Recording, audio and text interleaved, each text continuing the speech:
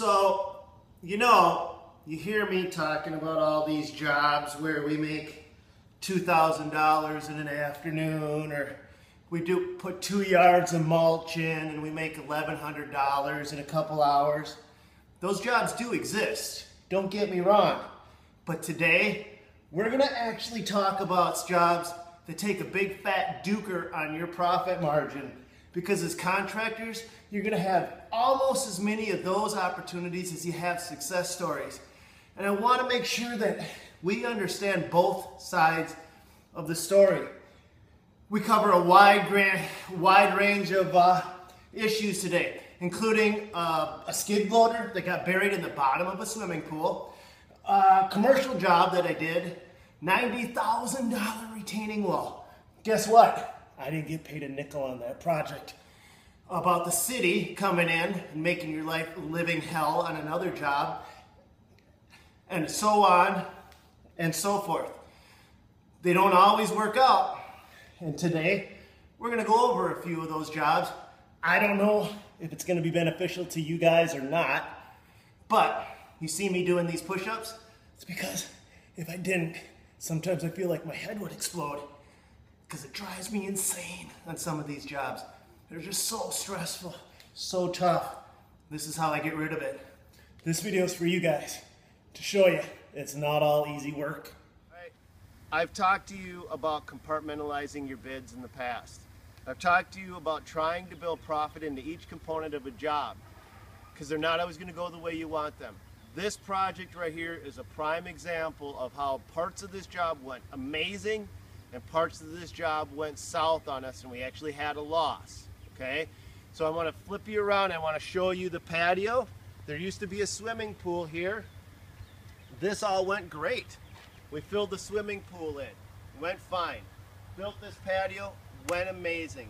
But as we look over here, where I dropped the ball as the estimator, was in bidding the removal of all the brush, trees, and shrubs. This used to be a jungle back here. And what happened was, it grew. I bid this in August of 2014. We got to the job in August of 2015. And in that time, everything got bigger, fuller, and expanded out. I had originally I had estimated 3 to 4 loads of brush and stumps coming out of this site. And I think, how many loads are we on right now, Drew? 5. 5. Plus we've got 1 down there, so we've got 6 loads out. So we've almost doubled how much we're taking out. So this is a great example. You're not going to win on every part of the job, plain and simple. But you're not going to also go back to the customer and ask for an upcharge because of a mistake you made. So don't expect to go through every project and have huge gains. It's not going to happen. You're going to have to learn to take the good with the bad. This is a prime example. When you compartmentalize a bid, you'll have components of it that you come out okay on. You're also going to have components that may not work so hot. Right here, this is one of those jobs where it just didn't work out for us. Okay, we're at another site that we're currently working on. We got a 16-foot tall boulder wall. Again, this is another one of those compartmentalized bids that not everything is going exactly as planned. Although the wall construction is going really well, you can see that Tim is managing this just fine. I underestimated by a ton on the amount of fill soil needed on this site. This was a real hard site to measure, a real hard site to guesstimate how much dirt I had to bring into this thing, where I originally thought about 40 truckloads, 40 semi-truckloads. I think now, how many semi-truckloads do you think we got in here, Tim? Oh man, it's hard to even tell. Probably we're sitting at the 40 mark right now, if not more. We probably got 50 or 60 truckloads. But in this case, DirtMonkey.net has saved my butt, because I would say 30 of those truckloads were brought in by another company for free. In fact, I think we had 20, 25 of them brought in one day. You kind of got swamped. But what's happening with this job site is rain. Rain has been killing us on this project, and it's delaying how long it takes us to build this. So although this job is going okay, we've got a demo site coming up where we are going to potentially lose that project because we just can't get to it. We can't leave this site because we can't jeopardize the structure of this house to go do that. That's a $25,000 demo project that's on the boards, that's on the verge of being a loss. So scheduling is another one of those things. The weather, although it's hurting us here, it's really hurting us down the line. That's where we are going to be losing our butt on this job site because we just can't get off from it fast enough. And it has nothing to do with what's happening out here. It has everything to do with what Mother Nature is hitting us with. So you can see where he's got to try to skinny an excavator up and down this ramp. It's almost impossible to do if it rains. We've got rain coming again tonight, and that's going to make his job even more difficult on Friday, and it's going to shut him down completely tomorrow. So not every job's going to be a loss. Some of it's going to be out of your control. Some of it is going to be your fault. In this case, I underestimated the amount of fill soil I needed on this site. I was able to make up for it by getting free fill soil, but the schedule, because of the rain, is delaying us enough that it's jeopardizing another project. So it's not just about the loss on the job you're on. It can also be about potentially losing projects down the line because of delays in schedule. Shit happens. Different story every single day. Had an operator bury a skid loader in the bottom of a swimming pool. And then it pours rain on us. Just pours down. We'll see if we can get this sucker out. Let's see how bad it is. I already know, but you unfortunately don't know.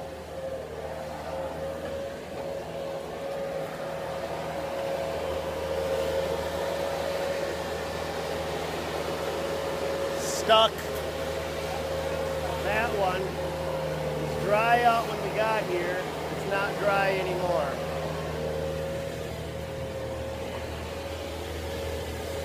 That's going to have zero pulling power. So what we're going to do is put the chain up, this loader to this one, give a yank. I don't think it's going to work.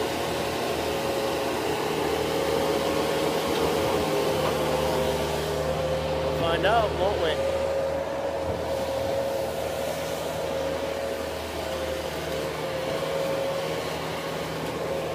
This is a commercial site we worked on that is a prime example of nothing more than getting screwed by the general contractor on a job. On this site, what you see behind me here and then across the way, there's about 7,000 square feet of retaining walls all along down through here as well that we built, valued at over $90,000, that we didn't collect a nickel on. We completed all of this work. This is a prime example of a commercial contract and understanding the nuances of a commercial site. Because if you don't get it, it's easy to get screwed. And the general contractor in this case did exactly that to my company.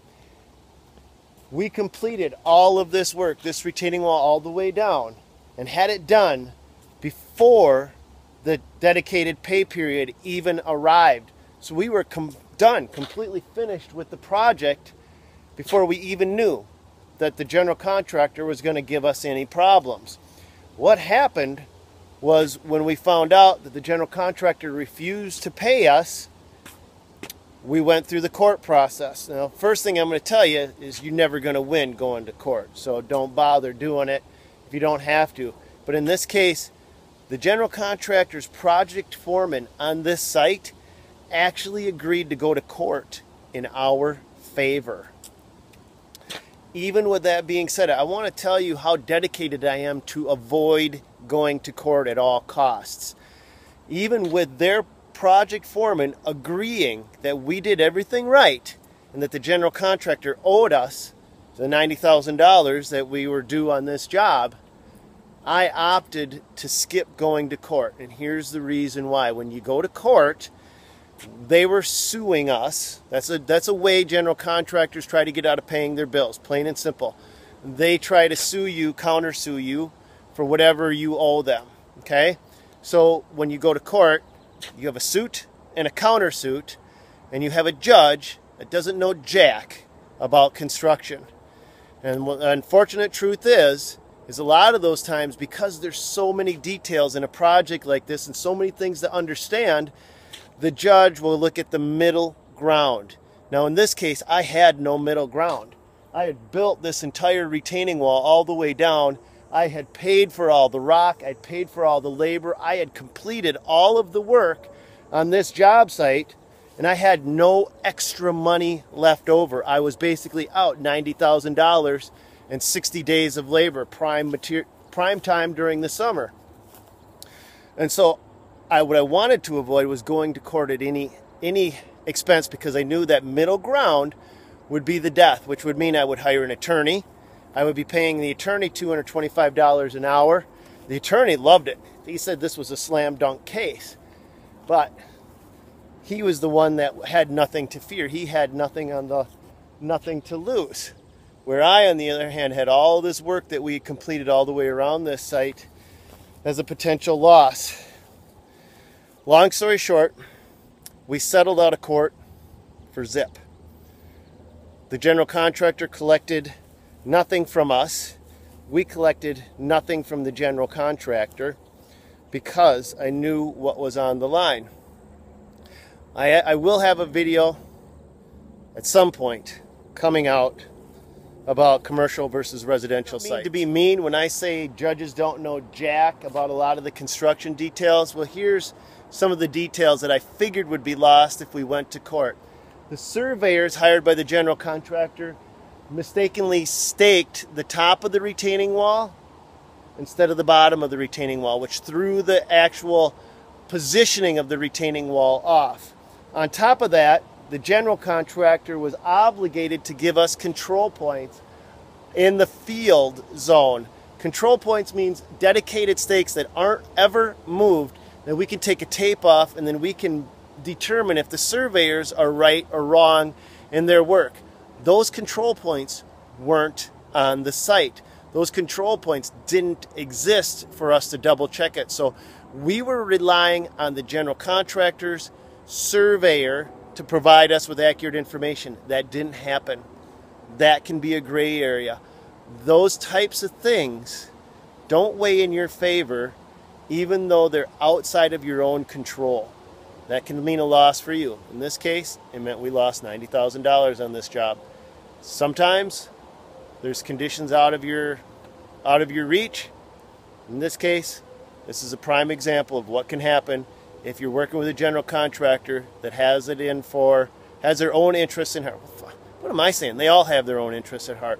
Bullshit. Don't think I've ever met a general contractor that cares more about you than they do about themselves. That's part of being in the commercial industry that I hate. Okay? I'll tell you straight up, I am not a fan of commercial work anymore.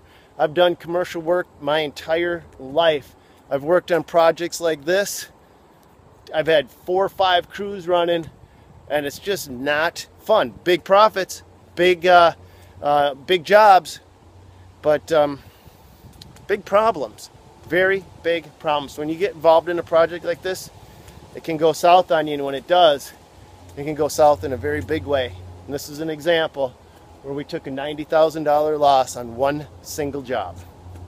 Okay, the job behind me is a great example of 2 things happening that can really make a job go south. Although this project itself is a gorgeous looking retaining wall, this job was scheduled to be built in 2 weeks, and this job went into 2 months. And there's 2 reasons why that happened. Weather again affected the overall schedule of this job, but that wasn't the only component. What happened is, during the process of this build, this homeowner actually added this entire 2nd floor onto this house. During that construction, the contractor that was building the house and the city didn't see eye to eye. And so everybody else that was on this job tended to pay the price. And this retaining wall is a great example of what I'm actually referring to. What you'll see is the fence line on top of this wall. I'm going to walk up there.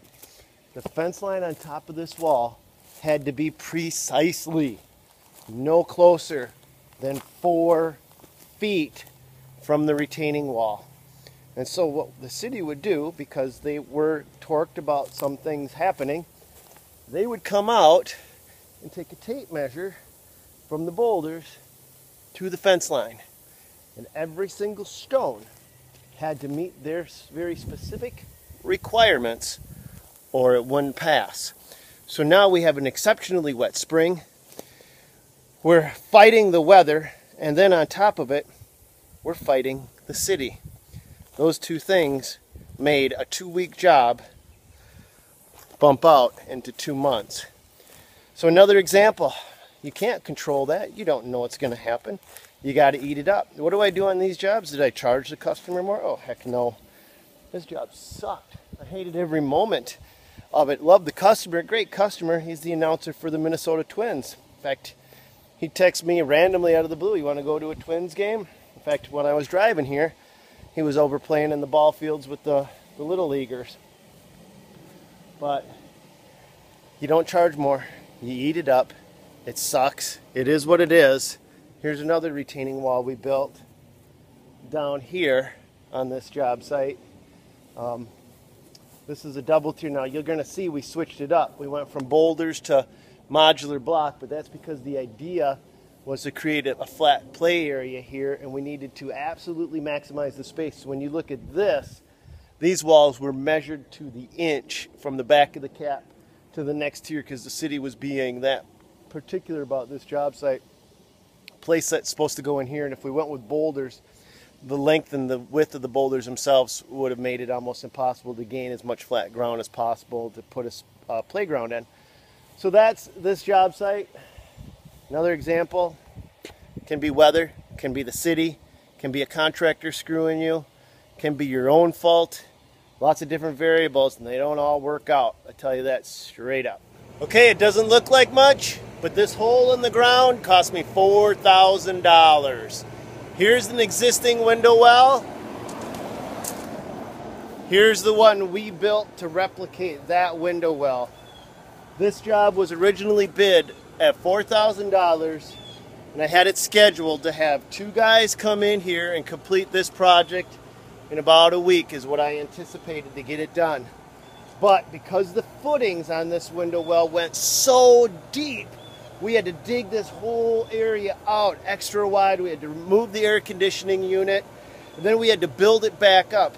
I lost time, I lost material, I lost extra sod on the outside, replacing irrigation heads, doing repair work, and this job for us was a complete loss. We lost as much money as we charged them on this job.